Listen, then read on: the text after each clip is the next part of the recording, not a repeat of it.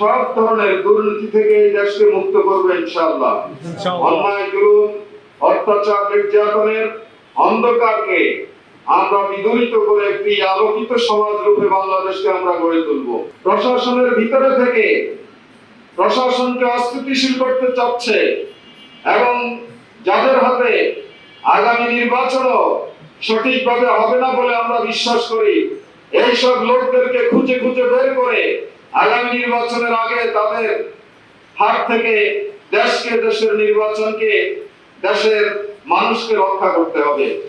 সমাজের সকল স্তরের মানুষের সমস্যার সমাধানে আল্লাহ তাআলার বিধানকে অনুসরণ করব, কারণ আল্লাহর বিধান এবং শেষ নবী মুহাম্মদ রাসূলুল্লাহ সাল্লাল্লাহু আলাইহি ইসলামের আনিত আদর্শই একটি সুখী, সমৃদ্ধশালী, কল্যাণ রাষ্ট্র গড়তে সক্ষম।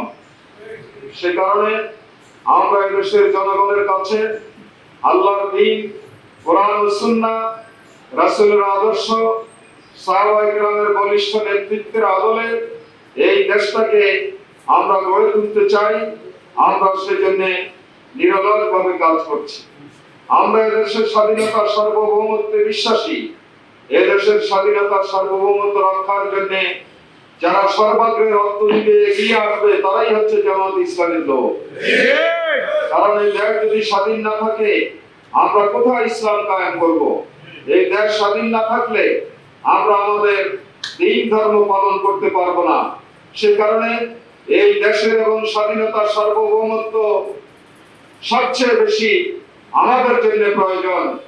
সে কারণে আমরা আমাদের সর্বশেষ রক্তবিন্দু দিয়ে বাংলাদেশের স্বাধীনতা, সার্বভৌমত্বকে আমরা রক্ষা করব। এই দেশের মর্যাদাকে সমুন্নত রাখার জন্য আমরা সর্বশক্তি নিয়োজিত করব। জামাত ইসলামী সব ধরনের দুর্নীতি থেকে এই দেশকে মুক্ত করবে ইনশাআল্লাহ। অন্যায়, জুলুম, অত্যাচার, নির্যাতনের অন্ধকারকে আমরা বিদূরিত করে একটি আলোকিত সমাজ রূপে বাংলাদেশকে আমরা গড়ে তুলব। আমাদের আমির জামাত সৎ, মানবিক একটি কল্যাণধর্মী সমাজ কায়েমের আওয়াজ তুলেছেন। তিনি দেশের বিভিন্ন প্রান্তে সফর করছেন, দেশের জনগণের কাছে তার স্বপ্ন বাস্তবায়নের জন্য তিনি ঘুরে বেড়াচ্ছেন। আমরা এটা বিশ্বাস করি, আমির জামাত যে আহ্বান জানিয়েছে সেই আহ্বানে জামাতের নেতা কর্মীদেরকে একযোগে সামিল হয়ে আমরা একটি সৎ, মানবিক, কল্যাণ রাষ্ট্র রূপে বাংলাদেশকে আমরা ইনশাআল্লাহ গড়ে তুলব। এই দেশে আর কোন স্বৈরাচারী, আর কোন ফ্যাসিস্টকে আমরা সহ্য করব না।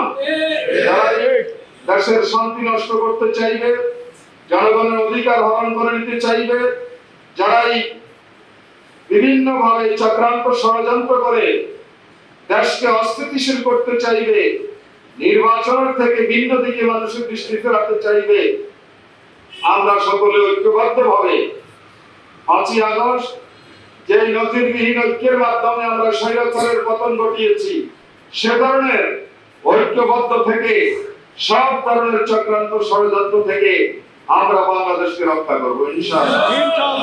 নির্বাচনী কার্যক্রমের সংস্কার সাধন করতে হবে। দেশের যেখানে যেখানে বৈষম্য রয়েছে সেখান থেকে দেশকে মুক্ত করতে হবে। সংবিধানে পরিবর্তন আনতে হবে, নির্বাচনী আইনে পরিবর্তন আনতে হবে, দেশের বিচার ব্যবস্থায় পরিবর্তন আনতে হবে।